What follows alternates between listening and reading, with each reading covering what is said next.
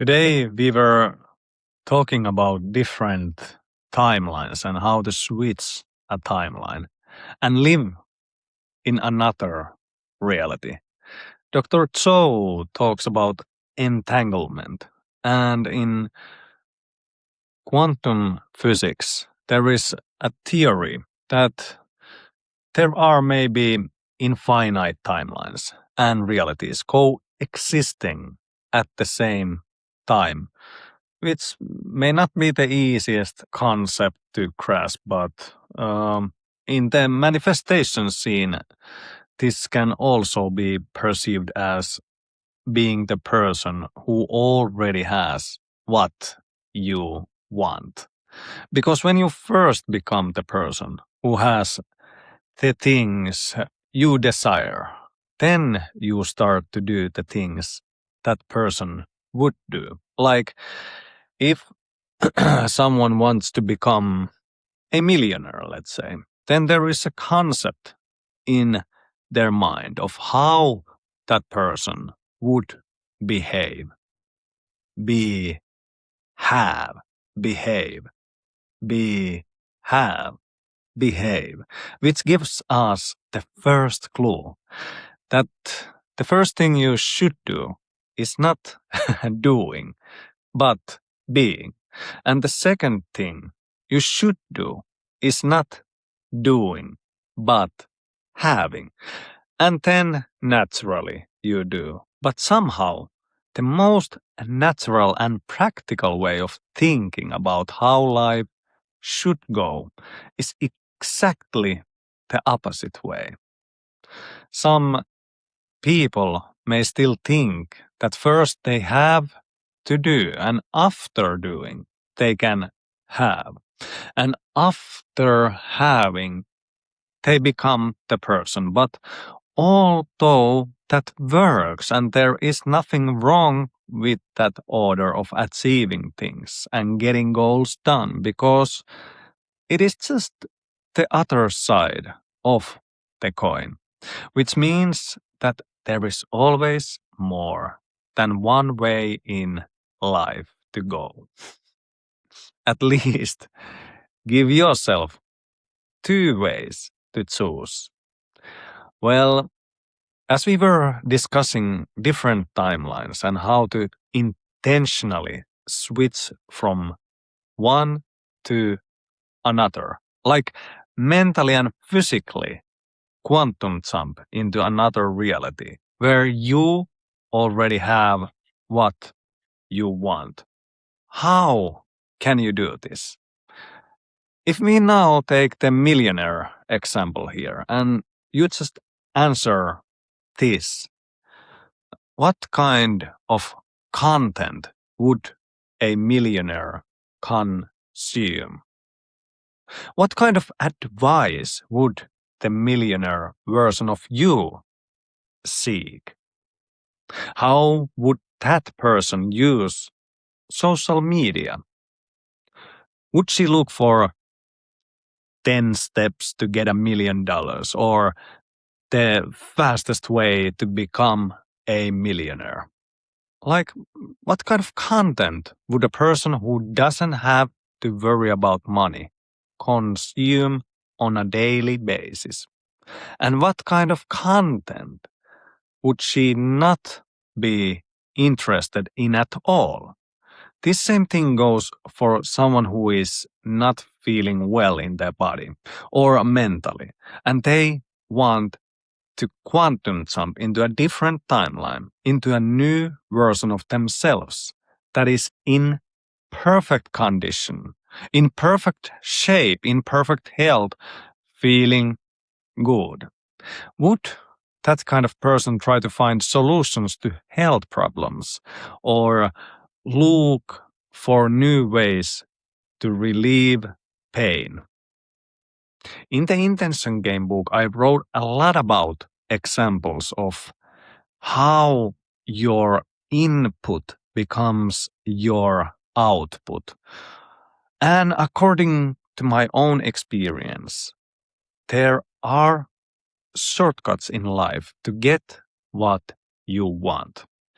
But the first thing everyone needs and wants is to become aware of these different ways of living. In Ayurveda, which basically means the science of life, it is loosely said that there are basically only 3 ways a person can have disease. And now notice that I use the word disease as a way to say why a person doesn't have what he or she wants in life. Before I go there, I want to point out this very important thing. No one should merely set goals as things, because a person who wants money has a reason for it. So the money is not the goal. A person who wants healthy body has a reason for it. A person who wants a bigger house or a supercar has a deeper reason for it. And the simplest way to point this out is to say that everyone just wants to feel good. Feel good about yourself and feel good about your life. Feel good about who you are and feel good about how your life is. So if this is the whole case, then feeling good, which can be any good feeling like feeling healthy and good in your body, feeling a sense of accomplishment, feeling important, like you are proud of yourself, feeling freedom and absolute enjoyment, feeling loved and cared for, feeling safe and knowing that all is well.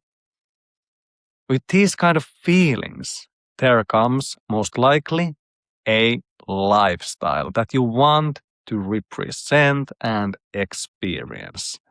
This is why, if I have to identify myself as someone, I would identify myself as a lifestyle investor, which loosely means that everything I do is an investment in the lifestyle I'm already living.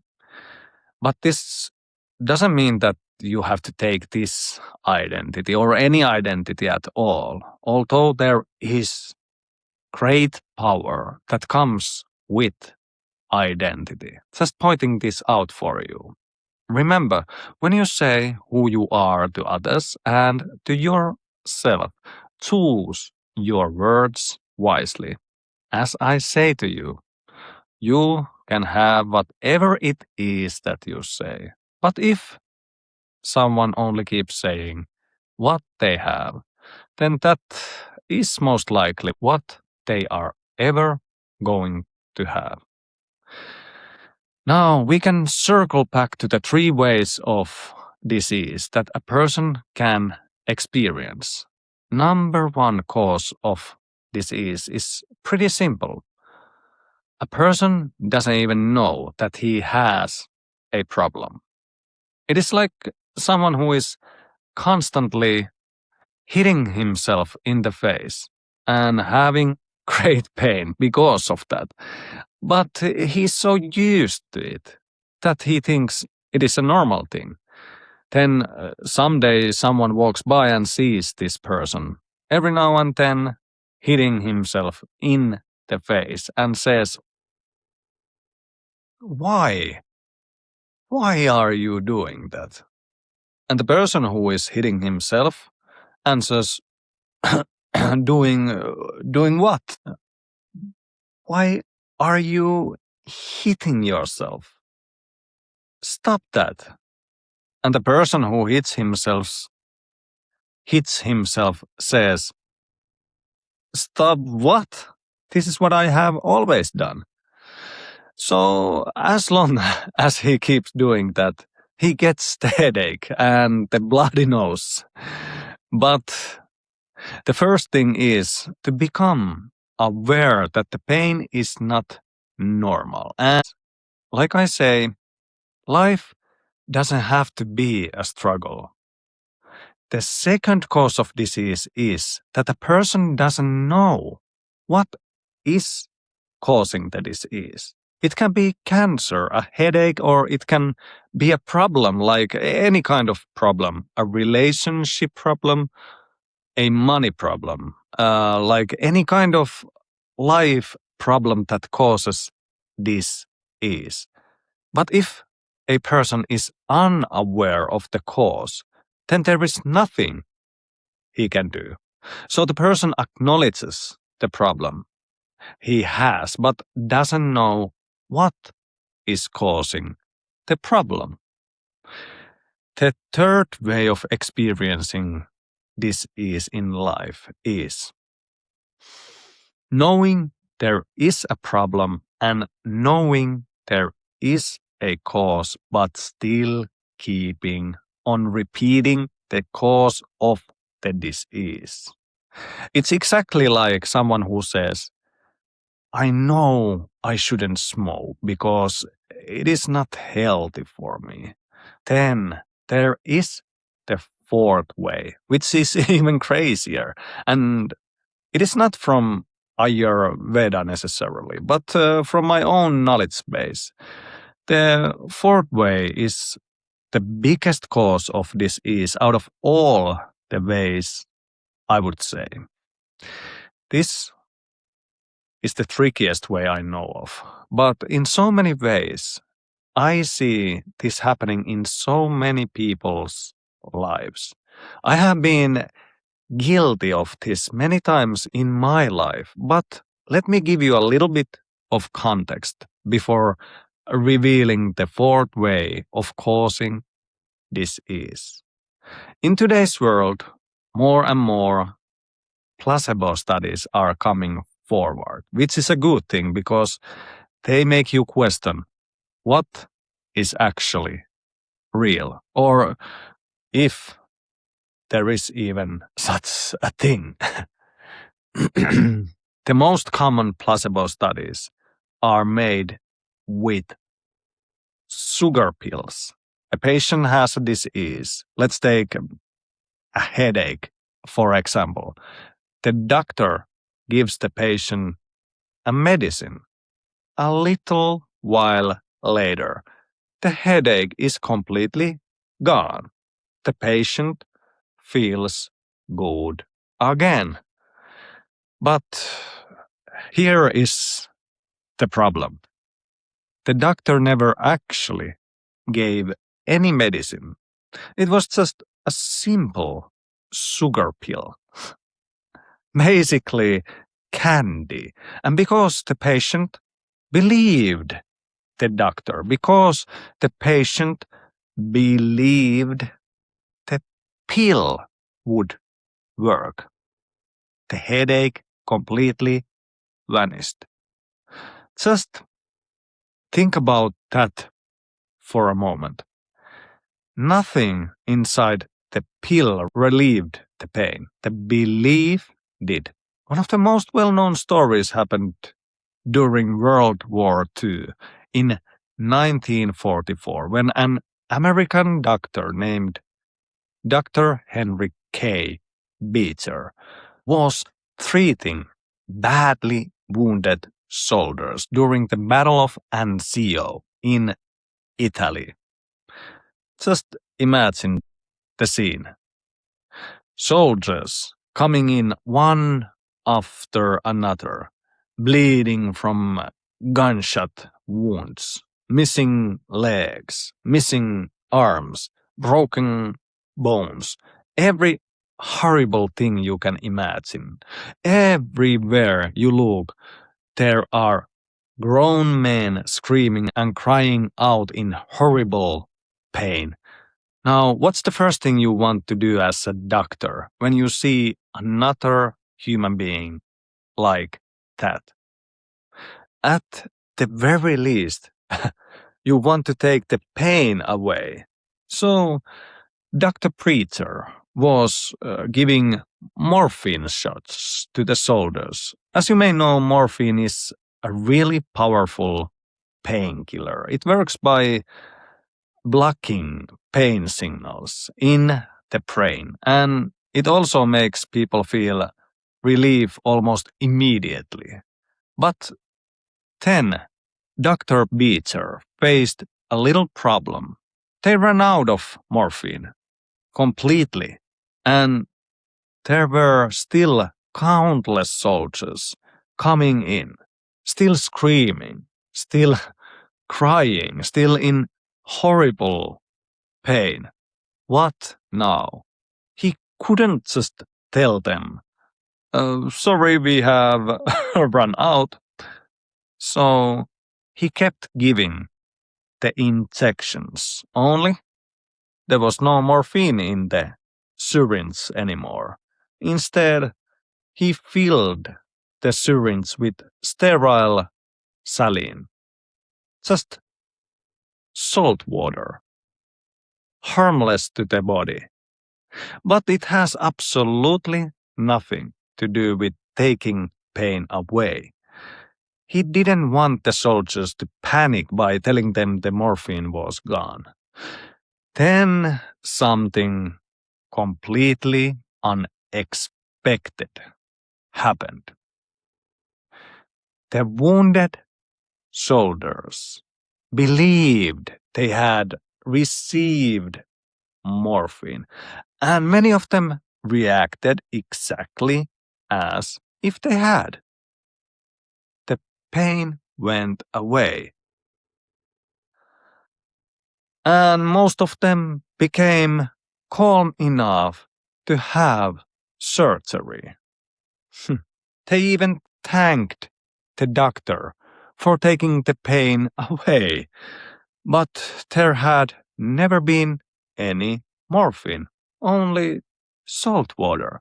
Today we know that when people truly expect pain relief, the brain can release its own natural painkillers called endorphins, together with other chemicals like dopamine.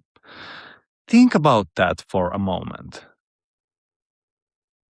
The medicine wasn't in the syringe. The medicine was already inside the patient.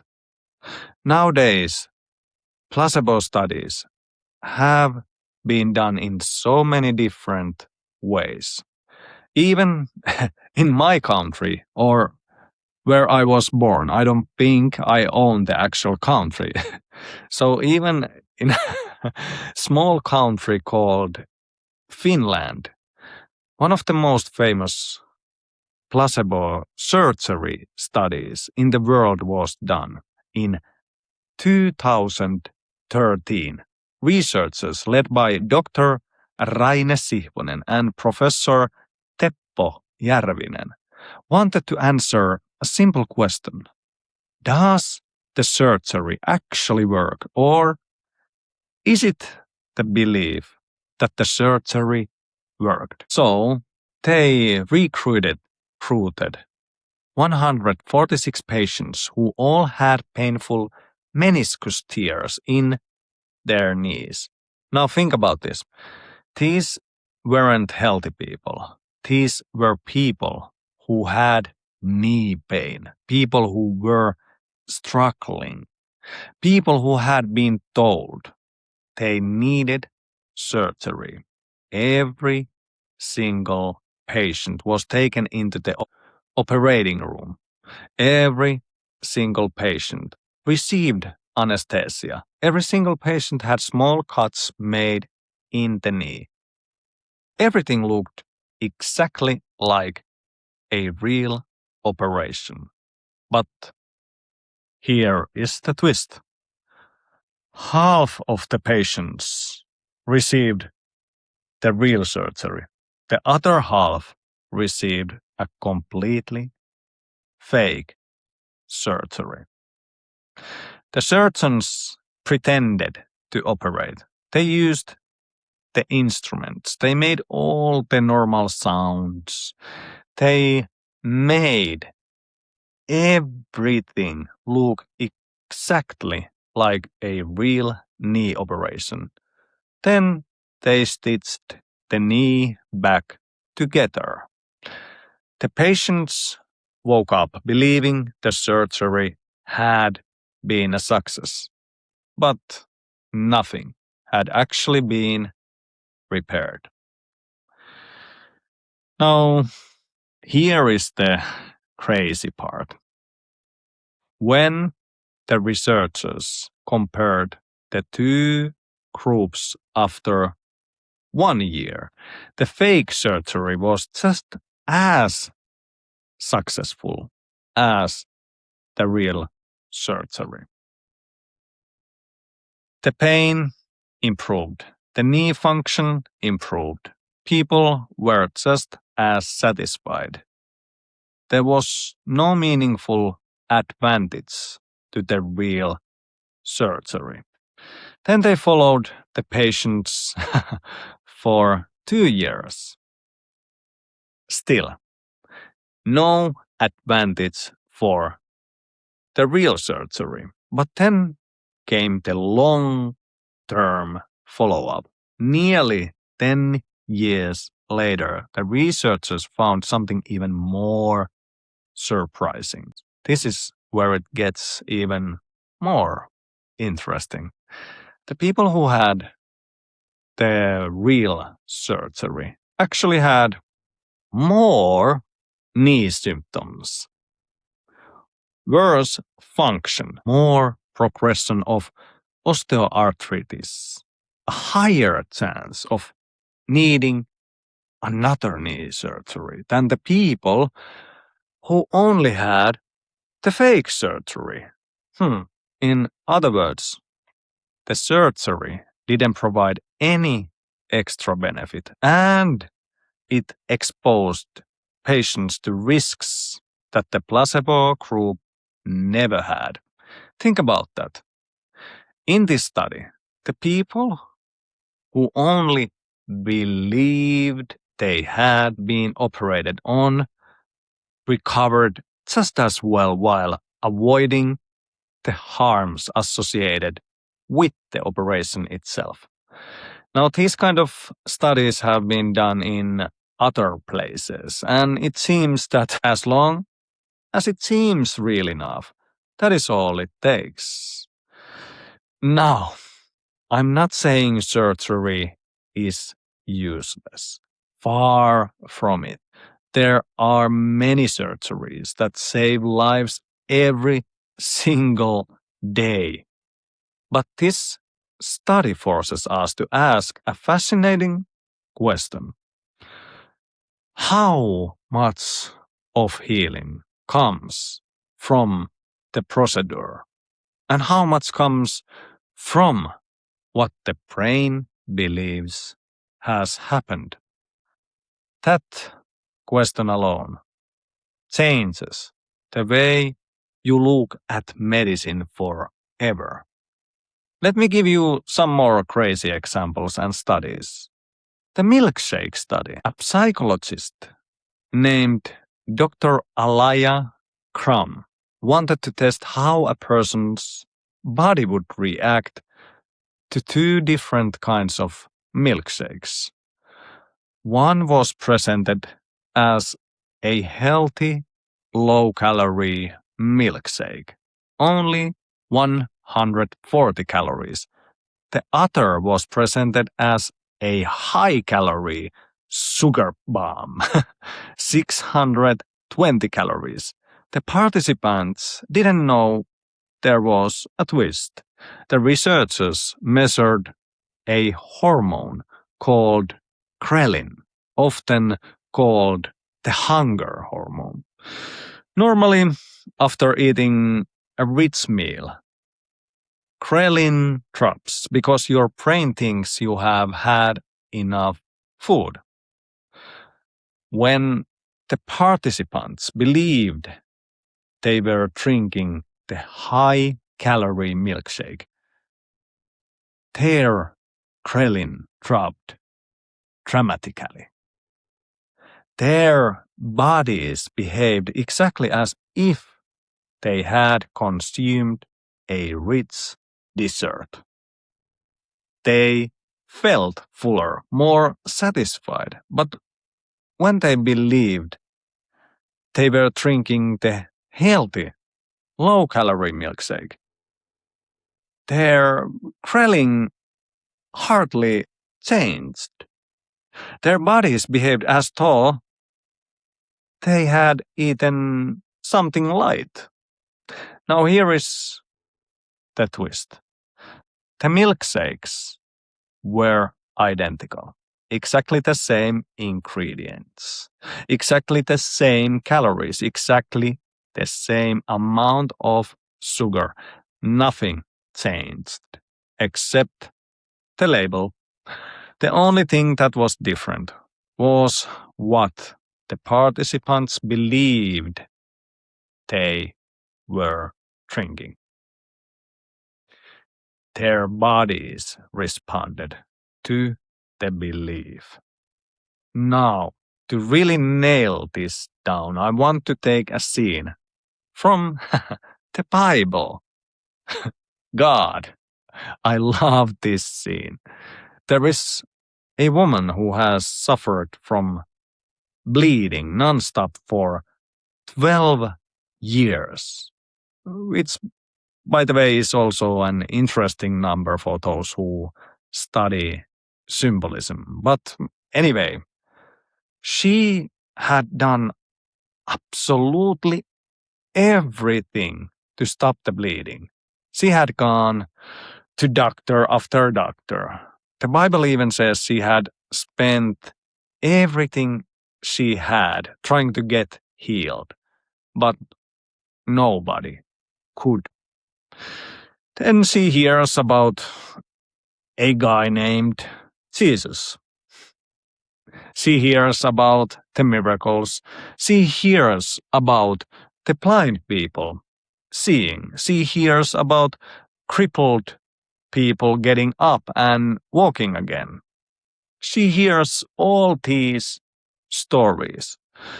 She hears that nothing is impossible for him.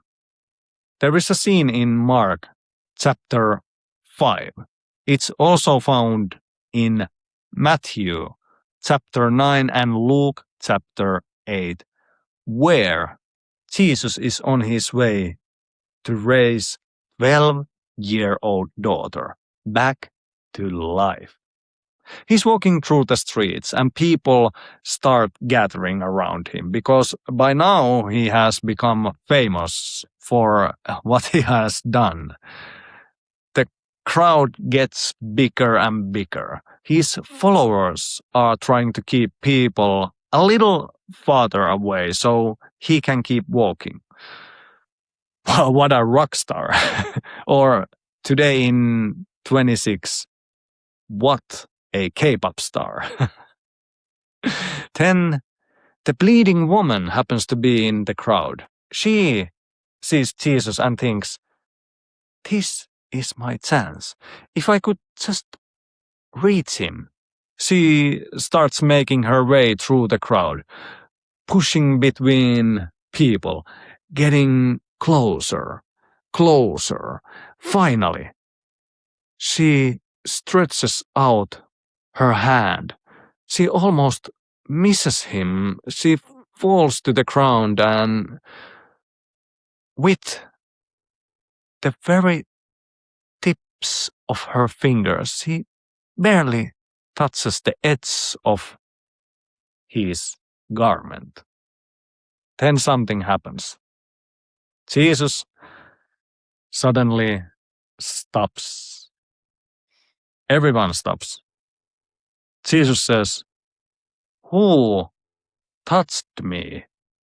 Everyone starts looking around. The disciples are confused. They say, "Master, everyone is touching you." The woman is on the ground, crying, terrified. She looks up at Jesus. "Please,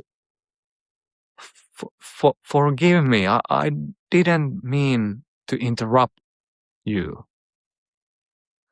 Jesus looks down at her and gently asks, "Why did you do that?" Still crying, she answers, because I just thought that if I could touch you, if I could only touch a piece of your garment, I would be healed. Jesus smiles, my child. There is nothing to be sorry for.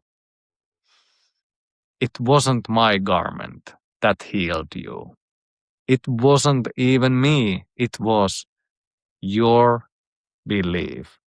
You believed with every part of your being that you would be healed. And because of that, you are. And she was healed. What a beautiful story. So perfectly structured.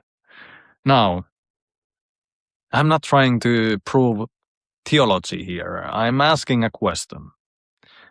What if belief is far more powerful than we have ever imagined? Because whether we look at placebo studies, the soldiers in World War II, the fake knee surgery, the milkshake study, or this story from the Bible, they all seem to point toward the same direction. That what we expect, what we truly believe, doesn't only change our thoughts, it can change our biology. It can change how we experience pain, how our hormones behave, how our nervous system responds. And maybe, just maybe, the most powerful pharmacy in the world has been sitting between our ears the whole time.